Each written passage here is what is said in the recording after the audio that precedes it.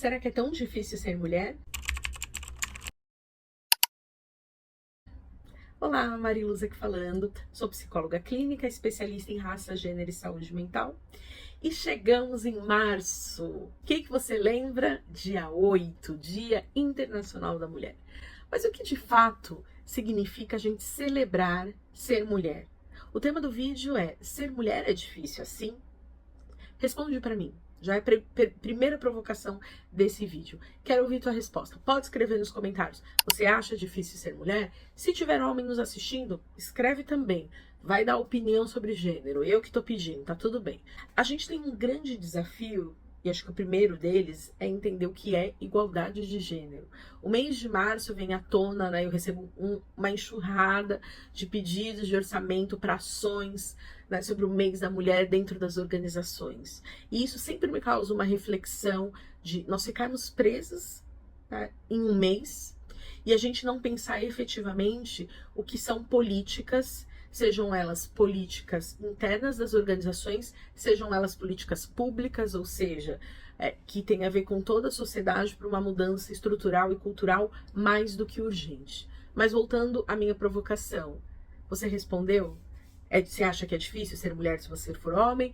E se você for mulher, responde. Para você é difícil? Eu acho que a gente pode pensar o que significa, né, essa identidade de gênero com uma série de provocações. A primeira, que para mim sempre é muito importante, é a informação. A gente dizer o que é igualdade de gênero. Quando a gente fala sobre igualdade, significa que existe, que se pressupõe que existe um processo de desigualdade. Porque se eu estou buscando a igualdade, é porque não está igual, ou seja, está desigual. E o que está desigual? Tem um monte de coisas que está desigual. Os salários são desiguais, as oportunidades são desiguais, o tratamento é desigual. E aí a gente tem uma série, né, de dados que não é o objetivo desse vídeo, mas eu sugiro que para quem não sabe ou para quem acha que esses dados que eu estou passando eles não são reais, eu sugiro que procure e pesquise e se informe. A gente ainda bem tem a internet aí com acesso. Para quem está me vendo pela internet, acesse a internet, então essa informação tá ali. O objetivo do vídeo não é ficar falando sobre estatísticas, porque se eu ficasse falando aqui sobre estatísticas, eu tenho certeza que você que está me assistindo ia falar: nossa, realmente, olha, não é fácil não. Só falando em desigualdade salarial, e se a gente for pensar, um homem e uma mulher ocupando o mesmo cargo, fazendo o mesmo trabalho, com a mesma formação, o que faria com que eu pagasse mais para um gênero do que para outro? Tem a ver com toda essa estrutura que pressupõe e coloca mulheres em lugares de subalternidade, em lugares inferiores. E é por isso que a gente está buscando a igualdade. O que a gente quer não é ser mais, a gente quer equiparar direitos. E aí eu sempre escuto algumas coisas do tipo: ah, então se você é mulher no Brasil, então você quer ir pro exército? A gente não tá falando sobre uma questão. Primeiro, a gente precisa diferenciar, né, a igualdade. Por isso eu gosto até mais de equidade, porque equidade passa a ideia mais correta do que a gente quer. Se tiver alguém do direito aqui, vai entender o que eu tô dizendo, porque quando a gente fala de equidade e a gente pensa em justiça, a justiça ela tem um modo de... A definição de justiça tem a ver com valores de equidade, ou seja, eu vou tratar cada um, né, de acordo com alguns critérios, porque todas as pessoas não são iguais e não estão no mesmo lugar. Um outro ponto que eu acho que é importante é entender que a gente trata homens e mulheres diferentes porque isso está dentro da nossa história. É uma cultura que veio sendo passada de séculos em séculos e que impacta a gente ainda hoje. As pessoas gostam de falar: não, Mari, mas está muito melhor, tem muita coisa diferente.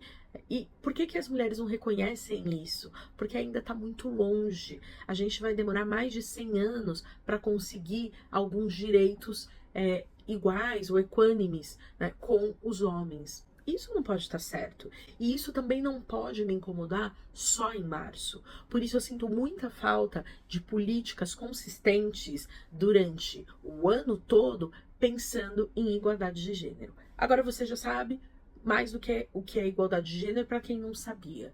Para quem sabia, com certeza vai concordar, independente de ser homem ou mulher.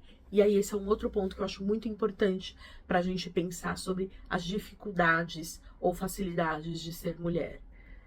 A gente precisa entender que quando eu falo de uma opressão, quando eu falo de um fenômeno como machismo, que significa homens se sentirem superiores a mulheres, né, ou colocar um gênero superior a outro, ou quando eu falo de misoginia, que é o ódio à mulher, que é o ódio ao gênero feminino, eu não posso achar que só mulheres devem ser responsáveis.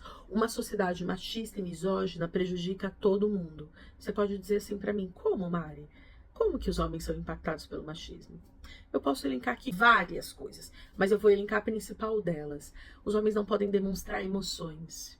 E isso desencadeia uma série de impactos para eles. Não demonstrar emoção significa que você se torna uma panela de pressão, porque a emoção ela é inerente ao ser humano. Então, todos nós temos emoções. Se eu não coloco para fora de forma apropriada, com um certo autocontrole e um autodomínio das minhas emoções, o que vai acontecer? Eu vou explodir. E aí a gente tem casos de violência, por exemplo.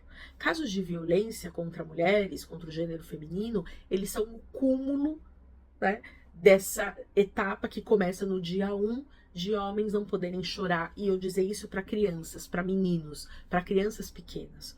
Um outro ponto muito importante, sempre quando eu tô falando sobre gênero, as pessoas me perguntam, Mari, qual você acha que vai ser o ponto de virada? O que a gente pode fazer para a gente alcançar mais rapidamente a igualdade de gênero?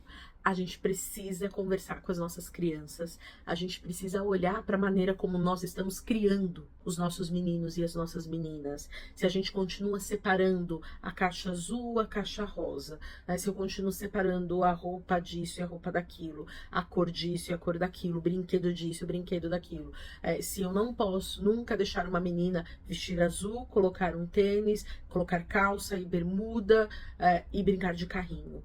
E aí você pode dizer, mas quando a gente fala sobre toda essa discussão da educação, existe um pensamento que coloca as crianças e os pais nesse grande dilema de, mas se eu educar assim, eu não sei o que pode acontecer com o meu filho, não sei o que pode acontecer com a minha filha.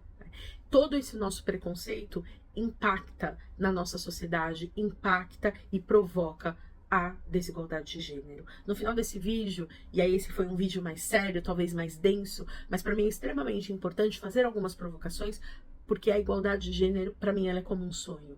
O que eu mais desejo é ver mulheres empoderadas, mulheres potentes, mulheres livres, mulheres felizes. E é o que eu desejo para cada um e para todas nós, não só dia 8 de março, não só em março, mas durante todo o ano e durante toda a nossa vida.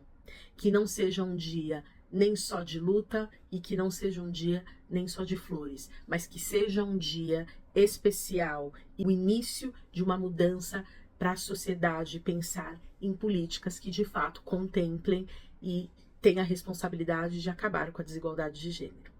A gente se vê no próximo. Gostou? Deixa os comentários. Não esquece de compartilhar com todo mundo que você conhece. Também quero que você se inscreva no canal, clique no sininho e ative notificações. A gente se vê no próximo. Tchau, tchau.